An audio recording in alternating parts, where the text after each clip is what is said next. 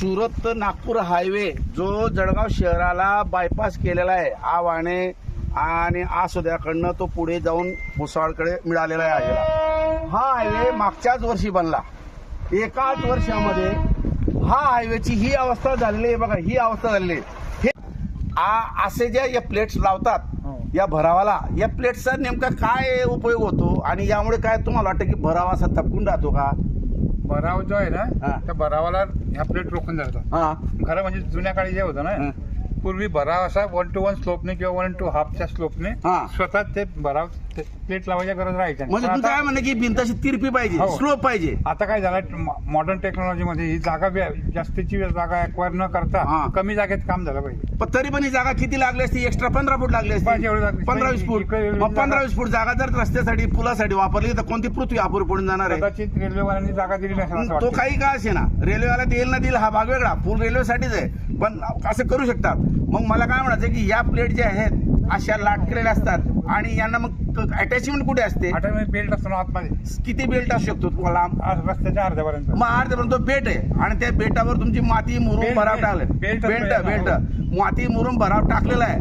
मग तो केव्हाही बी ती बाहेर निघू शकतं की नाही? त्याच्या गॅरंटीच्या बाहेर झाला म्हणजे जाऊ शकतो. काय गॅरंटी काय असते? गॅरंटी काय? घटना घडलेल्या या प्लेटी पडल्या बऱ्याच ठिकाणी पडल्या ना. मग तरी अशा प्लेटी लावण्याचा काय उद्देश आहे? म्हणून काय तुम्ही म्हणता तसा स्लोप लावला पाहिजे.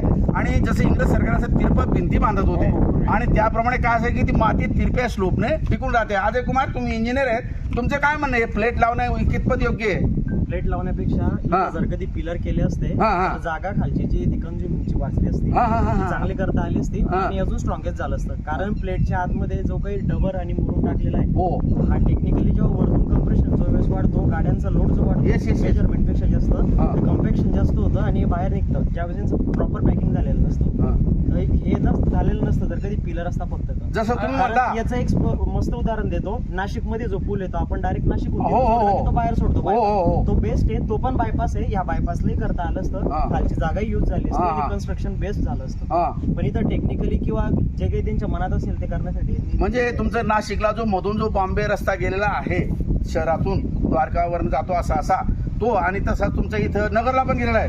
20 वर्ष झाले त्याचा अजून खडा बाहेर निघाले नाही. म्हणजे काय केले ना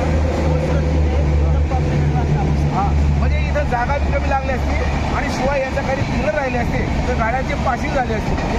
पहिला मुद्दा हाच येतो त्यावेळेस आपण याच्यामध्ये पूर्ण मटेरियल भरले गेलेलं कम्प्रेशन केले गेले तेवढं रोडवरच केले गेले.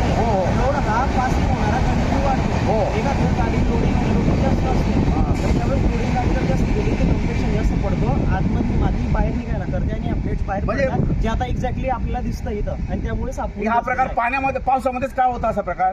कारण पाणी मुरतं का? पाणी मुरतं आणि त्याच्यामध्ये कम्प्रेशन जास्त होतं. सॉइलचं कम्प्रेशन जास्त झाल्यामुळे स्वेलिंग पण होते. आणि मग ही कन्सेप्ट टेक्निकली कन्सेप्ट स्वेलिंग ही आहे. आता आमच्या सोबत 2 इंजिनियर आहेत.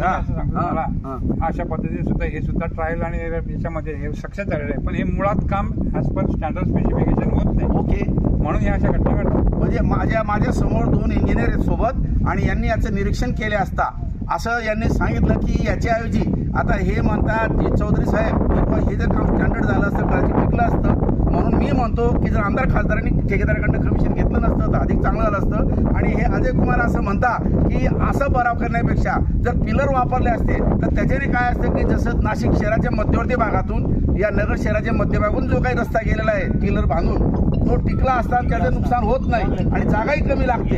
आणि त्याच्यामुळे जो काही पाण्याचा जो त्याच्यावर पावसाचा जो परिणाम होतो तो होत नाही. ओके.